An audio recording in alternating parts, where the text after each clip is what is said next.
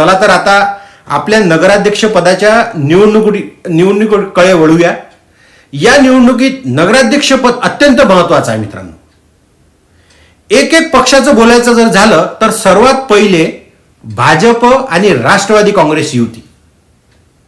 दिवसेंदिवस भाजपाची बाजू बळकट होताना दिसत आहे. त्यांच्यामधल्या एका मोठ्या व्यक्तीचा इतिहास आहे. जसजसा प्रचाराचा जोर धरतो तसतसा त्यांच्या प्रचाराला एक वेगळा रंग चढतो आणि शेवटच्या क्षणी तो सुंदर निकाल देतात असते. इतिहास आहे. या व्यक्तीचा फायनल ओव्हरमध्ये विनिंग सिक्सर मारण्याचा पूर्ण दर्यापूरमध्ये इतिहास आहे. आणि बाकीच्या शहरामध्ये जाऊन पण भाजपाला जी भीती होती त्याचा रोज कुठे ना कुठे सकारात्मक फॅक्टर दिसून येत आहे. विशेष मुस्लिम बांधवांना आपल्याकडे कसं खेचता येईल यामध्ये भाजप एक मजबूत स्थितीवर दिसत आहे. आणि भाजपामध्ये सर्वात महत्वाचं म्हणजे हे सर्व प्रयत्न फक्त आणि फक्त नगराध्यक्षाची पदाची जागा कशी वाचवता येईल याच्यासाठी प्रयत्न सुरू आहे.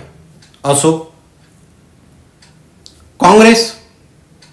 काँग्रेस स्थानिक पातळीवर काँग्रेसची चांगलीच पकड आहे. म्हणजे पूर्ण दर्यापुरात स्थानिक पातळीवर चांगली पकड आहे. परंतु जिल्हा पातळीवरून काँग्रेसच्या राजकारणात झालेली हस्तक्षेपामुळे काही लोकांमध्ये नाराजगीचं वातावरण आहे. तसेच स्थानिक पातळीवरून पक्षात गटबाजीमुळे सर्व गोष्टींना फटका बसताना दिसत आहे.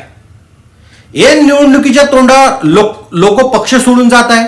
त्यामुळे चित्र बदलण्याची जास्त शक्यता आहे. काँग्रेसचे मुस्लिम वोटिंग फिक्स मानले जाते असे म्हणतात. इतर पक्षांनी केलेल्या मत विभाजनासाठी त्यांना मोठा फटका बसू शकतात या येणाऱ्या काळात. येत्या काळात काँग्रेस यावर कसा मार्ग काढेल हे पाहण्यासारखं असेल.